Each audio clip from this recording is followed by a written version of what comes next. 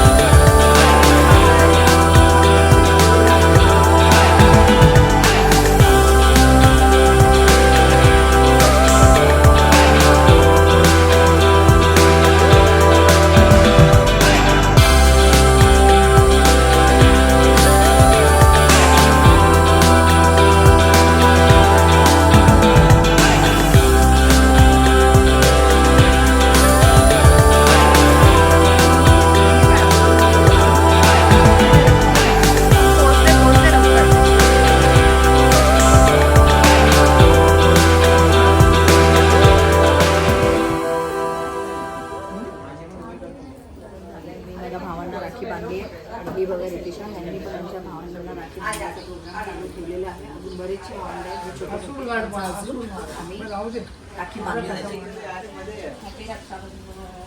इथे बघा, इथे बघा. ब्लॉगिंग जे लोक इथे येतात तिथे ब्लॉगिंग करतात. रक्षाबंधन पागल झालं. रक्षाबंधन मम्मी, तुझं मत काय? तुझं मत काय? रक्षाबंधन खूप माझा लाडका आवडीचा सण आहे. लाडका भावंडांबरोबर ब्लॉग करून करून इथे पागल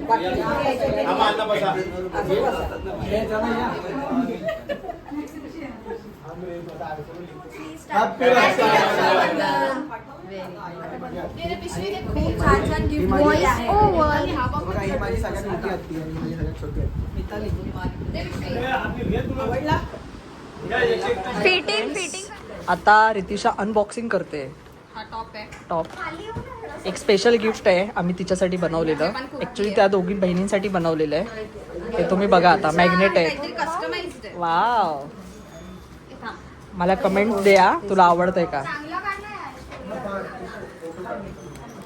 आता ती अनबॉक्सिंग करत आहे, ओपन करत आहे. ऑलरेडी मी ते ओपन केलेलं, तुम्हाला मी ब्लॉग मध्ये ते दाखवलेलंच आहे. अरे वा.